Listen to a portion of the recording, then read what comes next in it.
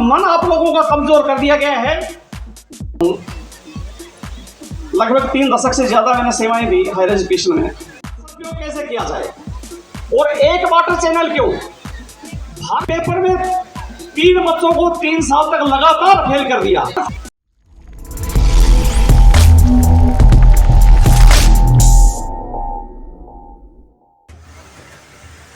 और बल्कि और पीछे शुरू करते हैं कि वहदत की लय सुनी थी दुनिया ने जिस मकान से, वहदत की लय सुनी थी दुनिया ने जिस मकान से, मेरे अरब की ठंडी हवाएं आ रही वहां से। कुछ बात है कि हस्ती मिटती नहीं हमारी, सदियों से दौरे दुश्मन जमा रहा है हमारा। ये सारे जहां से अच्छा हिंदुस्तान हमारा, हम बुलबुलें हैं इसकी गुलिस्तान हमारा। इस विरासत के अगर कोई हकदार है तो वो हम हैं। एक इतनी बड़ी विरासत पूरी दुनिया में खुदाई हुई, पूरी दुनिया में देखा गया,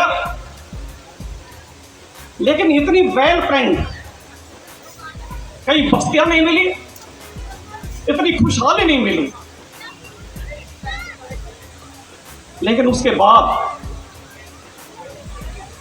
उस सभ्यता पर आक्रमण हुए, वे लोग आए जो घरों में नहीं बसते थे, जंगलों में रहते थे। इतिहास की हकीकत, लूट खसोट करते थे, पशु चुराते थे, यज्ञ और हवन के नाम पर जो पशुओं को भून करके खाते थे। आपके पास जो कुछ भी सार्थक और अमूल्य होता, वो आप लोगों में इस प्रकार का एक मनोविज्ञान उन्होंने पैदा करने की कोशिश की कि सब कुछ उनके पास चला जाए। और उसी मनोविज्ञान का आज प्रभाव यह है, इतना मन आप लोगों का कमजोर कर दिया गया है।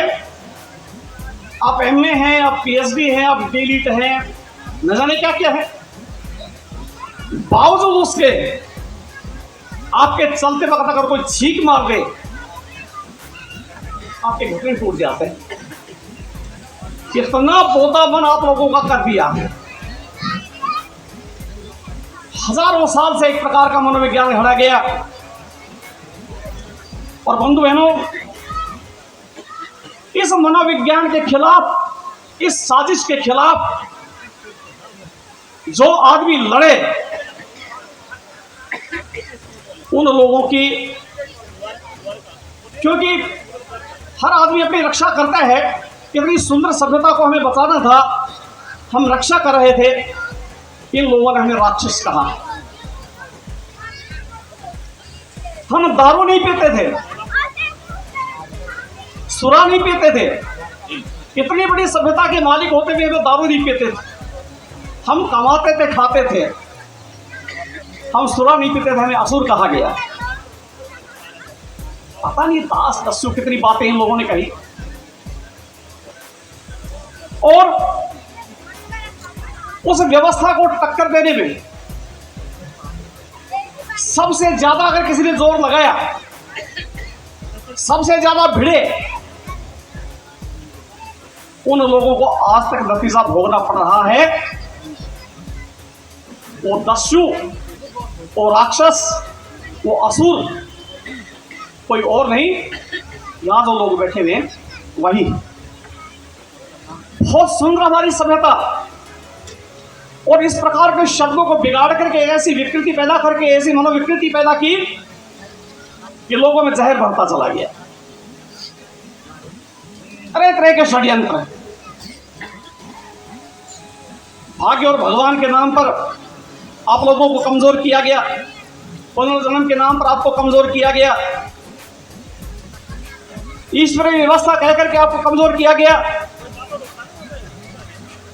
इसलिए इस व्यवस्था के खिलाफ बिगुल बजाने के लिए महात्मा बुद्ध आए।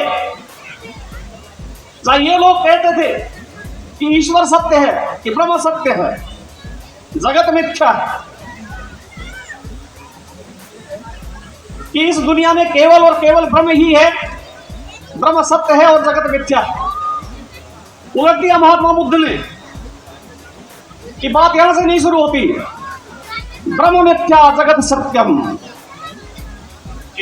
दुनिया में कोई सत्य है तो जगत है। बहुत अच्छा। यहां दुख है, दुख के कारण है, लेकिन कारण के निवारण के रास्ते और अष्टप्रतिपदा मध्यम मार्ग महात्मा बुद्ध ने आप लोगों को सुझाया। बात यह है कि हमें बार बार पढ़े लिखे अनपढ़ों को पढ़ाना पड़ता है।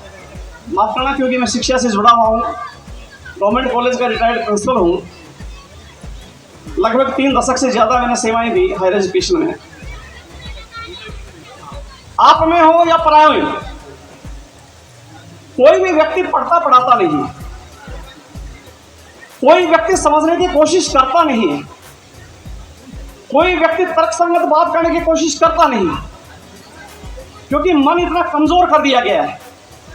और आप लोग पढ़ते नहीं हैं, तथ्यों की तह तक जाते नहीं हैं, इसलिए आप लोग कमजोर हैं। एक व्यक्ति जिसने डबल डॉक्टरेट की, और वो भी अर्थशास्त्र में, क्या फिलॉसफी, क्या सोशियोलॉजी, क्या इकोनॉमिक्स, क्या हिस्ट्री, लिटरेचर, दुनिया की तह तक गए और निर्भय होकर के सबके सामने आकर के घोषणा कर दी कि डरने की आवश्यकता नहीं, मैं इंसानियत की हिमायत में खड़ा हूं।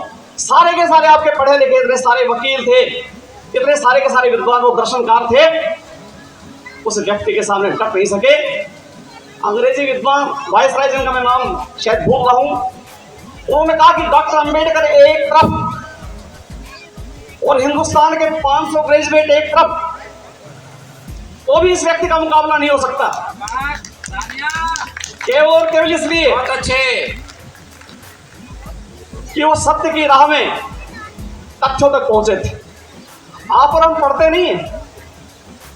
इसी वाले ने 5 पेपर पास किए, उसके बाद उसका कोई लेना देना नहीं, उसे नहीं पता क्या रिसर्च और फाइंडिंग्स आ रही है।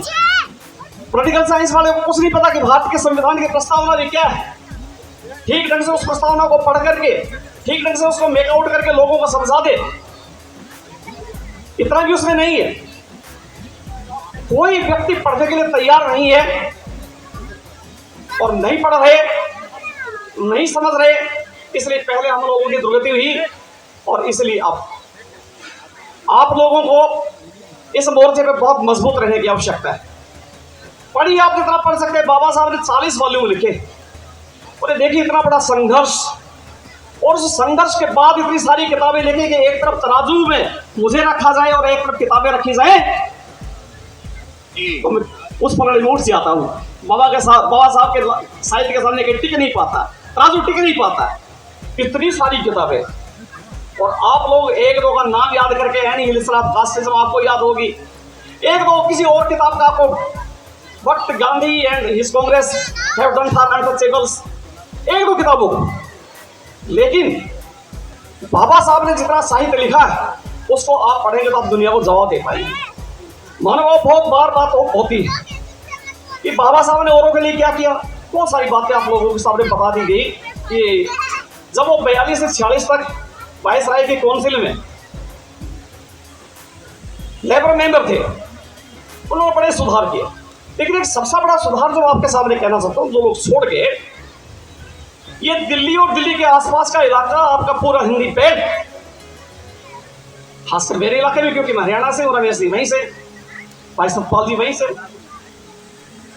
वहां मुस्सा दाढ़ी पैदा होती थी। केवल बाजरे के सिवाय कुछ पैदा नहीं होता था। लोग धान कनक का नाम नहीं जानते थे, गेहूं का नाम नहीं जानते थे। होता वो थोड़ा बहुत पूरे गांव में, कभी कभार कोई त्योहार मना लिया। बाबा साहब ने वायसराय की काउंसिल में रहते हुए साथ साथ वो सिंचाई, जल विद्युत परिषद के अध्यक्ष थे। और जब उन्होंने बिहार में देखा कितनी बड़ी तबाही बस्ती है, जिस नदी से बिहार को गुलजार हो जाना चाहिए था, वो नदी आज बिहार का सौरव बनी हुई, बिहार का दुख बनी हुई। इंजीनियर्स को उन्होंने बुला लिया कि पानी का सदुपयोग कैसे किया जाए, और एक वाटर चैनल क्यों, भारत की सारी के सारी चैनल जो सारी के सारी चैनल एक साथ जोड़ दी जाए, उनका नेशनलाइजेशन कर दिया जाए। आज तक की सरकार की हिम्मत नहीं है किसी की कि सारे वाटर चैनल्स को नेशनलाइज कर दें जिस पर किसी का कोई हक नहीं हो। कभी हरियाणा पंजाब का झगड़ा, कभी कर्नाटक का और दूसरे राज्यों का झगड़ा।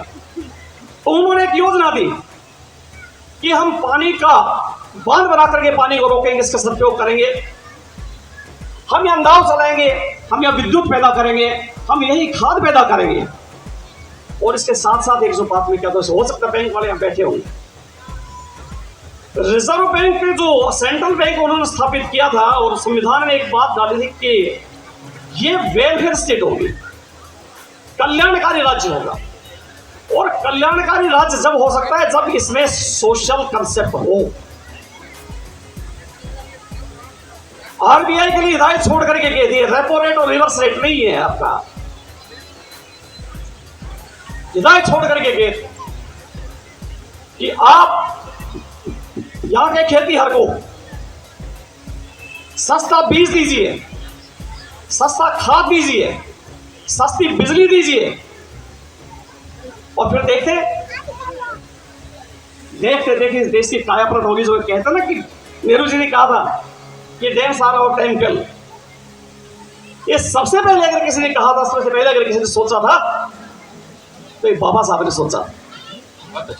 इससे हरित क्रांति से पहले या लोगों के कपड़ों में ढेरे पड़े रहते थे, पहनना नहीं आता था। मेरी भी उम्र के होंगे उन लोगों को भी पता होगा कि वो बाप दादा क्या करते थे। ये सारे के सारे जो खेती है, रोजगार की प्रभु जाति है, इनके तन पे कपड़ा नहीं होता था। सारा का सारा माहौल बदल गया है। प्रसूति लाभ एक तरफ कर रहे हैं,